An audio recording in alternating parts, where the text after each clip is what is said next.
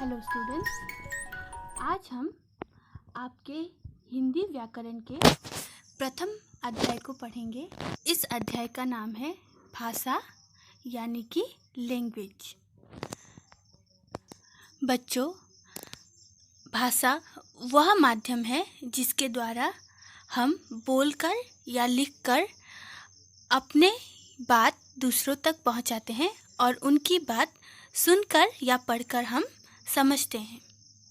हमारे मन में जो भी विचार आता है उस विचार को हम भाषा के जरिए ही व्यक्त करते हैं। सोचो, अगर भाषा ना होती तो क्या होता?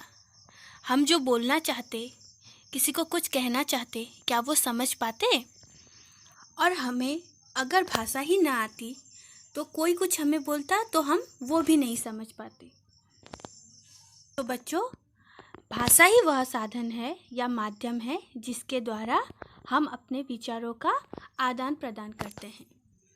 भाषा जिसके प्रमुख अंग हैं सुनना और बोलना, पढ़ना और लिखना। अब भाषा के दो रूप होते हैं, एक होता है मौखिक भाषा और दूसरा होता है लिखित भाषा।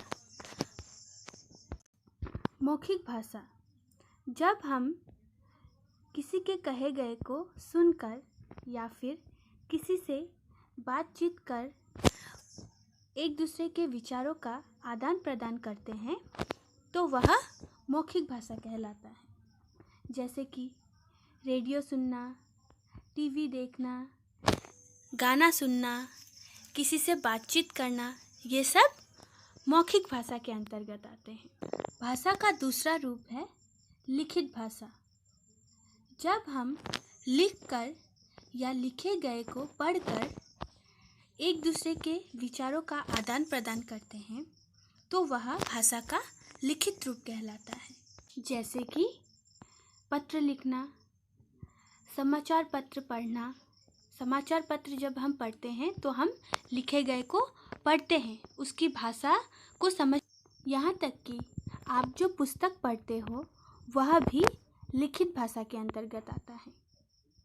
जब अध्यापिका आपको बोर्ड पर कुछ लिखकर पढ़ाती हैं तो भी वह भाषा का लिखित रूप होता है, और जब वह बातचीत के द्वारा आप लोगों के साथ विचारों का आदान प्रदान करती हैं तो वो होता है भाषा का मौखिक रूप। बच्चों, जब हम मौखिक भाषा का अध्ययन करते हैं तो हमें दो कुशलताएं यानी कि स्किल प्राप्त होती हैं। वो होती हैं सुनना और बोलना। और जब हम लिखित भाषा का अध्ययन करते हैं तो इससे भी हमें दो कुशलताएं यानी कि स्किल प्राप्त होते हैं, जो है लिखना और पढ़ना।